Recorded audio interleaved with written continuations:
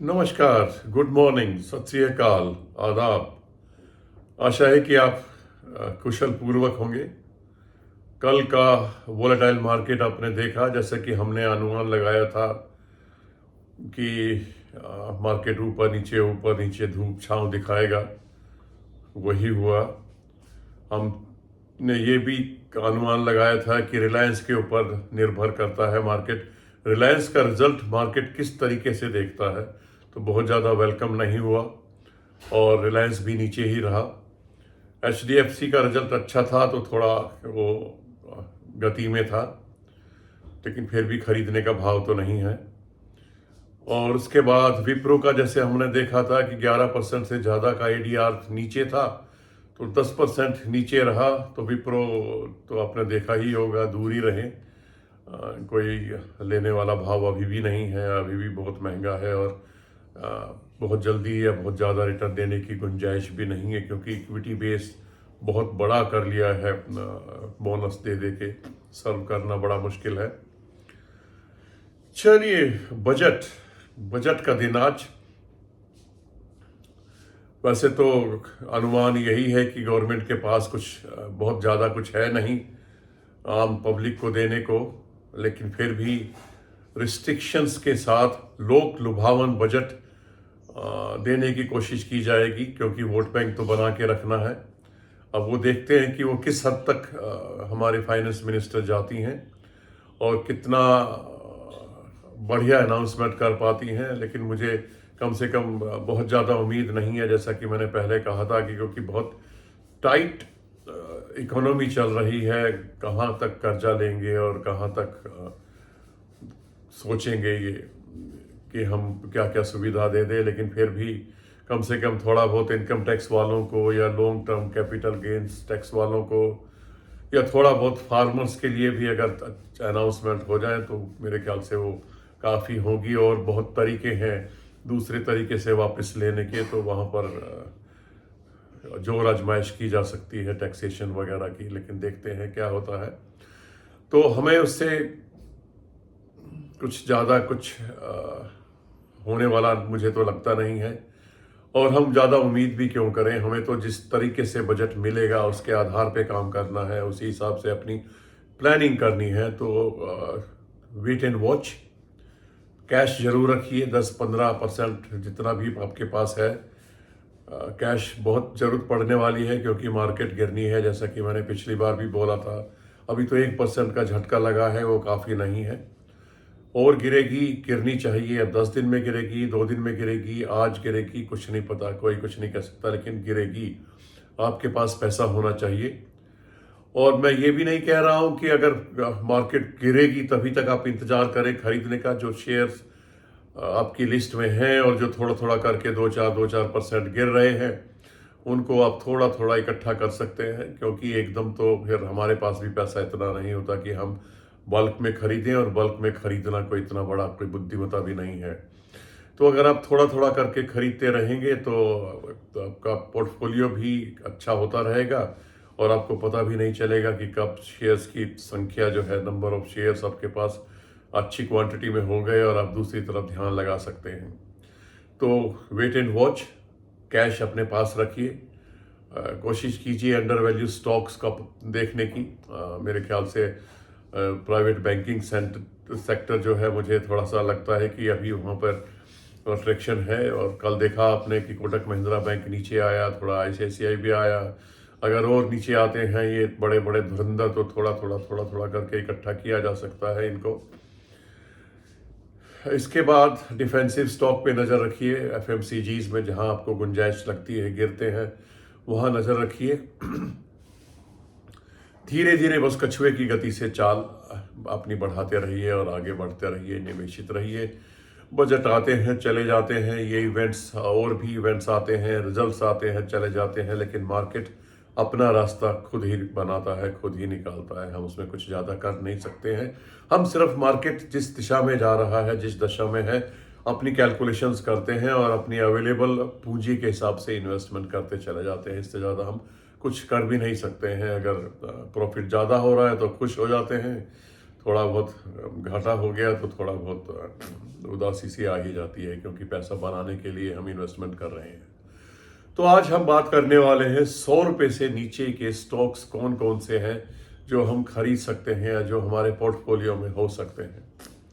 तो मैं कुछ ऐसे स्टॉक्स आज शेयर करने वाला हूं, और डिस्क्लेमर ये भी है कि ज़्यादातर उनमें से मेरे पोर्टफोलियो में है, लेकिन प्रेजेंट भाव CMP जो है वो बहुत ज़्यादा अच्छा नहीं है। जितना ज़्यादा आप नीचे ले सकें, जितना लोवेस्ट आप ले सकें, वो आपको उतना ही ज़्यादा प्रॉफिट देंगे, क्योंकि जब मार्केट बुल रन में होता है तो प्राइस बढ़ता है, उसकी वैल्यू नहीं बढ़ती, और इस तरीके से पी एक्सपेंशन होता रहता है। तो ये भी ध्यान रखिएगा आप कि जो बहुत ज़्यादा ऊंचे भाव पर है उन पे नज़र ना डालें, इंतज़ार करें मार्केट के गिरने का, जब वो गिरे तभी देखें। तो सबसे पहले मैं लूँगा छोटे छोटे बैंक जिनका मैं जिक्र करता रहता हूँ हमेशा। सबसे ऊपर आएगा bank of Maharashtra. Bank of Maharashtra के बड़े अच्छे नतीजे हैं, और आगे इनका कैपेक्स प्लान तो सभी सरकारी बैंकों का चल ही रहा है। बैंक ऑफ महाराष्ट्र के बाद दूसरा बैंक आता है इंडियन ओवरसीज़ बैंक। तो इंडियन ओवरसीज़ बैंक पे नज़र रखिए, इनका सभी का NPA जो है घट रहा है, और नेट इंटरेस्ट इनकम सभी की बढ़ रही है, अच्छा रिजल्ट दे रहे हैं, अच्छी उम्मीद है, पैसा उठा रहे हैं, इसका मतलब एक्सपेंशन कर रहे हैं, और कुछ का तो उम्मीद है कि शायद वो FPO या राइट इशू भी शायद मार्केट में आएगा। तो Bank of Maharashtra, Punjab and Sindh Bank, Indian Overseas Bank, तो 3 ये हो गए। उसके बाद उज्जीवन स्मॉल फाइनेंस बैंक में थोड़ा थोड़ा हरकत कल देखने को मिली, 44 को फिर पार कर गया, तो मैं तो उस पर नज़र रखे हूँ, और धीरे धीरे एक्यूमुलेट भी कर रहा हूँ। मुझे लगता है कि निराश नहीं करेगा।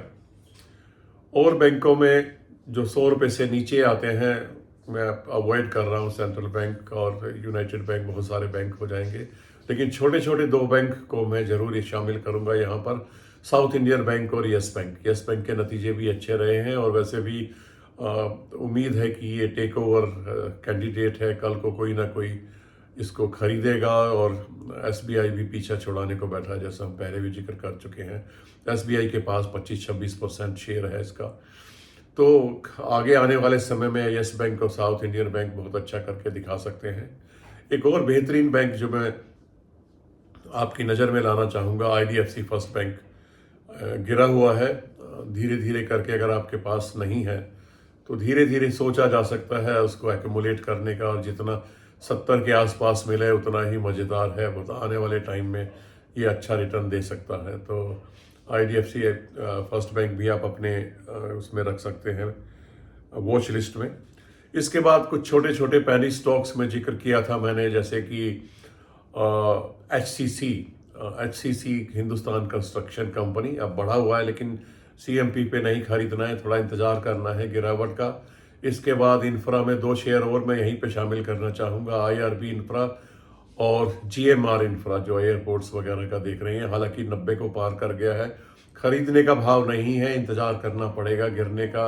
जब भी क्रैश हो लिस्ट में रखिए, पैसे तैयार रखिए, और धीरे धीरे करके हर गिरावट पे थोड़ा थोड़ा ऐड करते रहिए और अपने पोर्टफोलियो में रखिए। ये बहुत लंबे समय की बात नहीं कर रहा हूँ, ये सब मीडियम टर्म वाले स्टॉक्स हैं। इनको कुछ समय के बाद फिर देखना पड़ेगा, इनके रिजल्ट्स देखने पड़ेंगे, और फिर आगे डिसाइड करना पड़ेगा कि इनको आगे चलाना है कि नहीं चलाना। लेकिन फिलहाल के लिए हम सीमित रखेंगे अपनी सोच को कि गिरें और हम खरीदें, क्योंकि अभी तक की परफॉर्मेंस अच्छी चल रही है इनकी। तो GMR इंफ्रा, HCC और IRB इंफ्रा के बाद हम बात करेंगे मिष्ठान फूड्स की। मिष्ठान फूड्स भी ठीक ठीक चल रहा है, और गिरावट पे आप खरीद सकते हैं। ध्यान रखिएगा ये रिस्की स्टॉक्स हैं, अगर आप रिस्की इन्वेस्टर हैं तो उस पर जाइए मिष्ठान फूड्स पे, नहीं तो दूरी बना के रखिए। मिष्ठान फूड्स के बाद इन्फीबीम का और सालासर इंजीनियरिंग का तो अक्सर मैं जिक्र करता ही रहता हूँ। जैसे जैसे गिरे आप थोड़ा थोड़ा इकट्ठा कर सकते हैं। ध्यान रखिए ये जो रिस्क ले सकते हैं उन्हीं के लिए है, और इन पे नज़र बना के रखनी, धीरे धीरे एक्युमुलेट करना, लेकिन मॉनिटरिंग भी उतनी ही ज़्यादा ज़रूरी है जितना आप पैसा बनाना ज़रूरी समझते हैं। तो इनको मॉनिटर करना ज़रूरी है। और छोटे छोटे 2 स्टॉक हैं, रतन इंडिया पावर और JP पावर, ये भी अच्छा करके दिखा रहे हैं, इन पे भी आप नज़र बना के रख सकते हैं। सुजलोन थोड़ा बढ़ा हुआ है, अगर गिरे तो सुजलॉन को भी कंसिडर कर सकते हैं। सुजलॉन में थोड़ा सा गिरावट होनी चाहिए। और रतन इंडिया पावर का जब मैंने जिक्र किया तो रतन इंडिया इंडस्ट्री भी बहुत अच्छा शेयर है, लेकिन वो 70 से नीचे नीचे अगर आपको मिले तब उसके ऊपर नज़र रखिए, वो भी अच्छा आपको मुनाफा दे सकता है। तो कहने को तो 100 से नीचे बहुत सारे शेयर हैं, लेकिन सभी को शामिल करना वीडियो में भी संभव नहीं है, और पोर्टफोलियो में भी मैं एडवाइस नहीं करूंगा कि इतने सारे आप 100 से नीचे वाले या रिस्की स्टॉक्स को आप अपने पोर्टफोलियो में रखें। तो थोड़ा सा बैलेंस बना के रखना पड़ेगा। अगली बार मैं कोशिश करूंगा 200 से नीचे वाले जो अच्छे स्टॉक्स हैं जिनको हम पोर्टफोलियो में रख सकते हैं, उनका इकट्ठा करके उनको आपके पास लाऊंगा।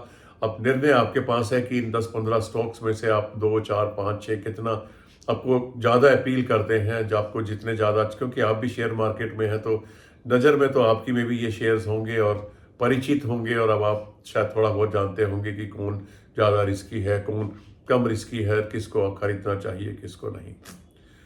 यहाँ पर इंफ्रा की बात चली तो मैं कुछ दिनों से सीमेंस का, एबीबी का जिक्र करता आ रहा हूँ, और यकीनन हर 2-3% की गिरावट में एक एक दो दो करके मैं इकट्ठा कर रहा हूँ। लेकिन मैं यहाँ पे ज़रूर कहना चाहूँगा कि अगर आप मुझे फॉलो कर रहे हैं, या अगर आप इन बड़े बड़े शेयर्स को इकट्ठा करने की कोशिश कर रहे हैं, तो आई एम कॉन्फिडेंट कि इनमें गिरावट आनी है, क्योंकि रिजल्ट शायद इनके और एल&टी जो जायंट है इंफ्रा का, मुझे नहीं लगता कि रिजल्ट अपेक्षित होंगे, तो इनमें गिरावट आ सकती है। पैसा तैयार रखिएगा, मौका मिलेगा आपको एल&टी, सीमेंस, एबीबी और कमिंस जैसे स्टॉक्स को। पोर्टफोलियो स्टॉक्स हैं, इसमें कोई शक नहीं है, आपके पास जरूर होने चाहिए, पर निर्भर करता है आपकी स्किल के ऊपर, आपकी प्रतिभा के ऊपर, किस कम से कम भाव पर आप खरीदते हैं। ये भूलने वाले स्टॉक्स हैं, खरीदे और भूल गए, खरीदे और भूल गए। तो सीमेंस, एबीबी, कमिंस और सबसे ऊपर एल&टी पर आप नज़र बना के रखिएगा। ये भी बहुत अच्छे स्टॉक्स हैं जो मेरी नज़र में आपके पोर्टफोलियो में होने चाहिए, लेकिन भाव बहुत ऊपर है, थोड़ा सा इंतज़ार कीजिए, ज़्यादा रिस्क ना लीजिए। लेकिन हाँ, ये हो सकता है कि थोड़ा और गिरावट आती है तो एक एक दो करके आप मेरी तरह इकट्ठा कर सकते हैं, और जब ज़्यादा गिरावट आए तो आप ज़्यादा इकट्ठा कर सकते हैं। पैसा तैयार रखेंगे तो कर पाएंगे ना। पैसा तैयार रखिए, अगर आपको मौका मिलता है कहीं से कुछ थोड़ा बहुत पार्शियल प्रॉफिट बुक करने का, अगर आपके पास पैसा नहीं है तो मत चूकिए। जहाँ पे आपको कुछ अच्छा प्रॉफिट हो रहा है 40-50 या उससे ज़्यादा, थोड़ा थोड़ा एक एक दो दो करके, या छोटा शेयर है तो 10-20 करके थोड़ा सा पैसा जरूर हाथ में रखिए, क्योंकि पैसा आपका वसूल हो जाएगा अगर दूसरे शेयर्स को आप नीचे के भाव पे खरीदेंगे। आज बस इतना ही, कल फिर मिलेंगे किसी दूसरे थीम के साथ जो हमारा पुराना चल रहा है। तो कल मेरी कोशिश है कि मैं आईटी सेक्टर को लूँगा, उसके बाद हम बात करेंगे 200, 300, 400, 500, इस तरीके से मैं कोशिश करूँगा सिलेक्शन करने की, और अलग अलग वीडियो बनाऊँगा। जैसे आज 100 से नीचे वाला था, अगला 200 से नीचे, फिर 300 से नीचे, फिर 400 से नीचे, और कोशिश करूंगा कि मैं 1000 या उसके बाद आगे तक बढ़ने की कोशिश करूंगा। देखते हैं कहां तक सफलता मिलती है, बट पैनिक न कीजिए, मार्केट उछल पुछल मचाएगा, वोलेटाइल रहेगा, घबराइए नहीं, निवेशित रहिए, पैसा जरूर अपने पास में रखिए, कॉन्फिडेंस रखिए, और कोशिश कीजिए अंडर वैल्यू स्टॉक्स को, जैसे मैंने बोला प्राइवेट बैंक में अच्छे स्कोप है। HDFC अभी थोड़ा सा बढ़ गया है तो जब नीचे गिरे तब, अदरवाइज बाकी मोटे मोटे बैंक्स, बड़ा प्राइवेट बैंक्स अच्छे हैं, जितना गिरे उतना आप धीरे धीरे करके एक्यूमुलेट कर सकते हैं। बस आज के लिए इतना ही, फिर मिलेंगे, तब तक के लिए धन्यवाद।